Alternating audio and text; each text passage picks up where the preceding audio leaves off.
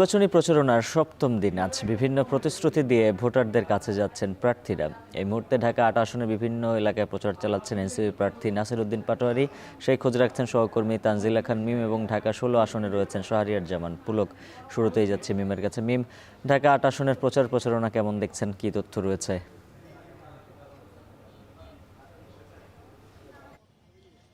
উজ্জ্বল, আপনি যেমন বলছেন আজকে তো সপ্তম দিন।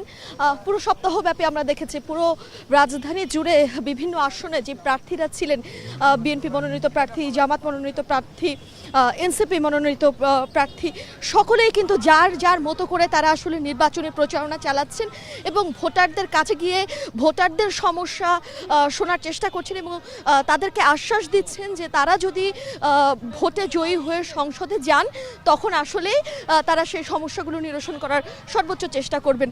আপনি দেখতে পাচ্ছেন এই মুহূর্তে আমরা কিন্তু ঢাকা ৮ আসনে রয়েছে এবং সেখানে এনসিপি মনোনীত প্রার্থী নাসিরউদ্দিন পাটোয়ারি রয়েছেন এবং তিনি নির্বাচনী প্রচারণা চালাচ্ছেন। কিছুক্ষণ আগে তিনি গণমাধ্যমেও কথা বলেছেন এবং একটি শিক্ষা প্রতিষ্ঠানে এই মুহূর্তে তিনি প্রবেশ করছেন। সেখানকার শিক্ষার্থীরা উন্মুখ হয়ে আছেন তাকে দেখার জন্য এবং তার সঙ্গে কথা বলার জন্য। তো গণমাধ্যমে তিনি যে কথা বলছিলেন তখন কিন্তু তিনি বলছিলেন গতকাল তার উপর আসলে যে ধরনের হামলা হয়েছে, তার উপর ডিম নিক্ষেপ করা হয়েছে, এই ধরনের বিষয়গুলো নিয়ে তিনি তীব্র প্রতিবাদ জানিয়েছেন এবং তিনি বলেছেন যে তিনি আসলে চাঁদাবাজ, সন্ত্রাস এই আসনের বিরুদ্ধে, এই আসনে যারা চাঁদাবাজ রয়েছেন, যারা সন্ত্রাস রয়েছেন তাদের বিরুদ্ধে কথা বলছেন বলেই কিন্তু তার উপর এরকম হামলা করা হচ্ছে, যেন তিনি ভয় পেয়ে পিছু হটে যান। কিন্তু তিনি কোনোভাবেই ভয় পান না এবং বরং তিনি শক্ত মনোবল নিয়েই আজ আবারও মাঠে নেমেছে। তার বাইরে ঢাকা ৮ আসনের আরেকজন প্রার্থীর কথা যদি একটু বলি, যে মির্জা আব্বাস, তিনিও কিন্তু তার মতো করে নির্বাচনী প্রচারণা চালাচ্ছেন। তো সেই জায়গা থেকে তিনিও কিন্তু আসলে তার মতো করে ভোটারদের কাছে বিভিন্ন প্রতিশ্রুতি দিচ্ছেন। আসলে নতুন নাকি অভিজ্ঞতার কে বেশি জয়ী হবে সেটি আসলে নির্বাচনের যে গতিবিধি কিংবা ভোটারদের কাছে যেই প্রতিশ্রুতি বা ভোটারদের যেই ফলাফল সেটি নির্বাচনে দেখা যাবে। আসলে এই ছিল এখন পর্যন্ত ঢাকা ৮ আসন থেকে আমার কাছে সবশেষ। এবার আমরা চলে যাচ্ছি আমাদের আরেক সহকর্মী শাহরিয়ার জামান পুলকের কাছে। তিনি আছেন ঢাকা ১৬ আসনে এবং সেখানকার নির্বাচনের প্রচারণার খবর জানবো তার কাছ থেকে। ধন্যবাদ মিম। আমি এখন বর্তমানে ঢাকা ১৬ আসন থেকে ঢাকা ১৪ আসনে এসেছি। এখানে ঢাকা ১৪ আসনে মিরপুর ২-এ মিরপুর কলেজে একটি প্রেস ব্রিফিং করছেন এখানে যে জামাত মনোনীত প্রার্থী ব্যারিস্টার আরমান।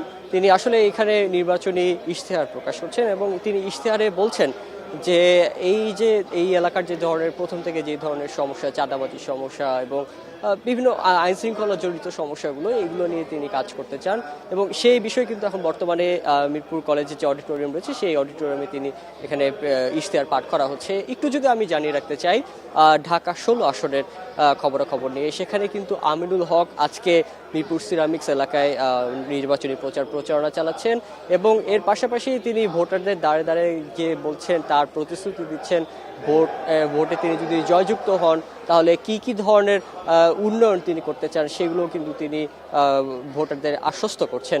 এবং একটু যদি জানিয়ে রাখতে চাই তাহলে তিনি কিন্তু অভিযোগও প্রকাশ করছেন।